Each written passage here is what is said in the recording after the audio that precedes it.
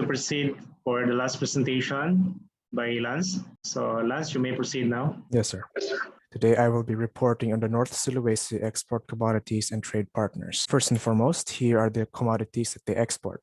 Oil exports, such as vegetable oil, crude coconut oil, and crude palm oil. Second to that would be coal exports and gas exports, which are essential for energy-based industries.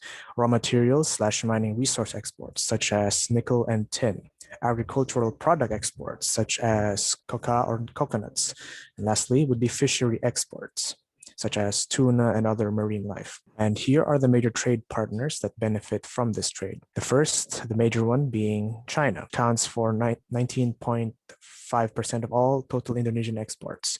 And as you can see here, the Philippines ranks 8th in the major trade partners, which accounts for 3.6% of its exports. And here are facts. Roughly 4/5 or 79.8% of Indian exports were delivered to these following trade partners. And as such, the fastest pace from 2019 to 2020 were purchases from exported goods by Switzerland and China and Australia. And the ones that cut back on their imports by double digits were Thailand, Singapore, Japan, the Philippines, India, and South Korea. And as you can see, the figures are there. The economic impact in the North Sulawesi area. Economic growth in the region persists despite the relative slowdown of economic growth of its neighboring regions. And the mining sectors in the Sulawesi provinces, such as North, to be exact, grew above the national sector growth rate, and it had a relatively high contribution to the regional economy, which is a result from the investment inflow that resulted in nickel smelters, which compensated for the export ban on raw nickel. Second would be the crude coconut oil, which is exported to the USA in noticeable quantities due to the increased demand for the commodity in that state.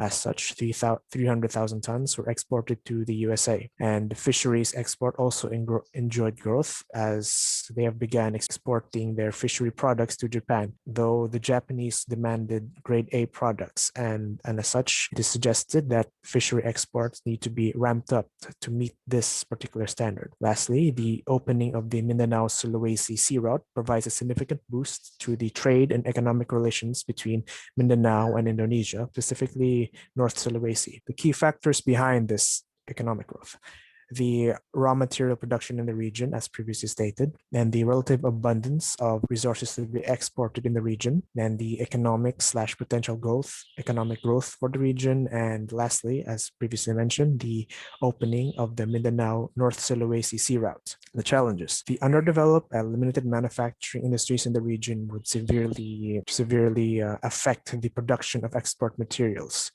And in terms of oil manufacturing, the province is struggling with a limited number of manufacturers to produce said coconut-based products. Once more, the underdeveloped manufacturing in the region affects the processing and export of agricultural products, and the relatively slow growth when compared to the national average due to the aforementioned underdeveloped and limited manufacturing capabilities in the region. Lastly, the ongoing COVID-19 pandemic has slowed most trade to a crawl due to the enhanced quarantine procedures. As such, that concludes my report, and here are the sources that I have used for this presentation.